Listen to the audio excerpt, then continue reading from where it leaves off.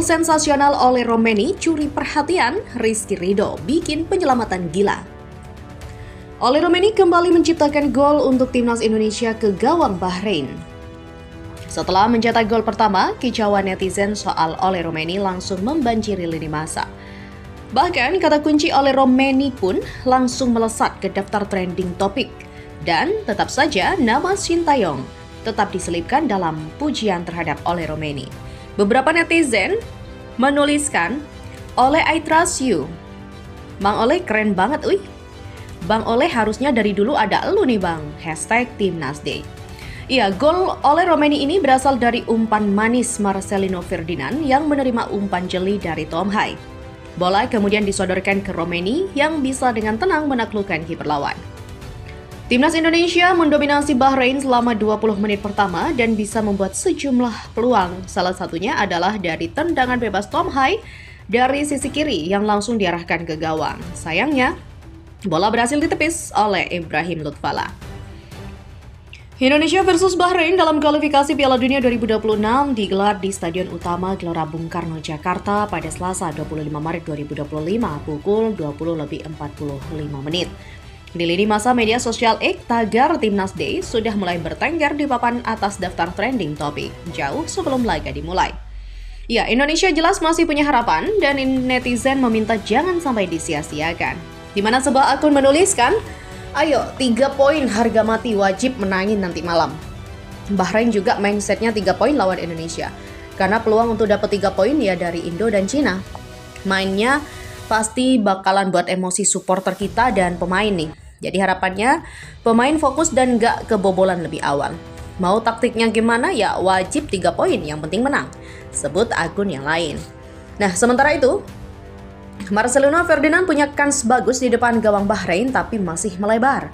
Tak lama, Rizky Ridho melakukan penyelamatan penting untuk menjaga gawang timnas. Dan belum semenit babak kedua berjalan, timnas sudah dapat peluang bagus, di mana umpan silang mendatar Dix disambar Marcelino di depan gawang tapi masih melebar.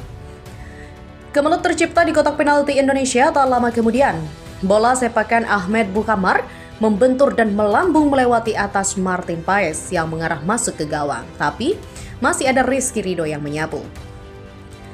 Patrick Kluivert mengubah taktik di laga kali ini dan tak seperti saat melawan timnas Australia.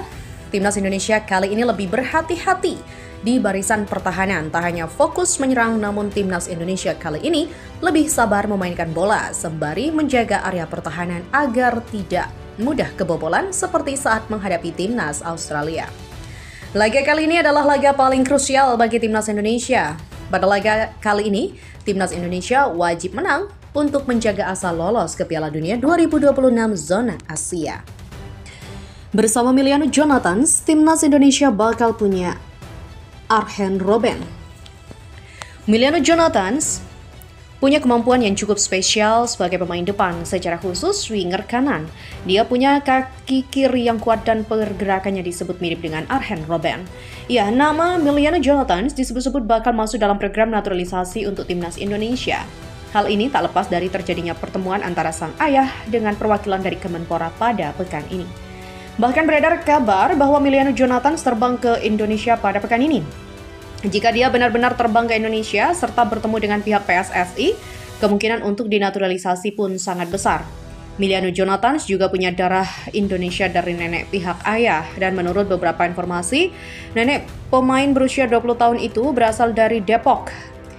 Timnas Indonesia bakal punya Arjen Robben, ya, Yusa Nugraha, mantan pemain Feyenoord yang kini aktif membuat konten pemain keturunan Indonesia, menilai ada beberapa aspek spesial dari Emiliano Jonathans. Yusa menyebut pemain FC Utrecht itu punya gaya bermain yang khas. Istilahnya ciri khas Arjen Robben. Jadi dia pemain kidal tapi bermain di sayap kanan jadi kayak nekuk, kata Yusa.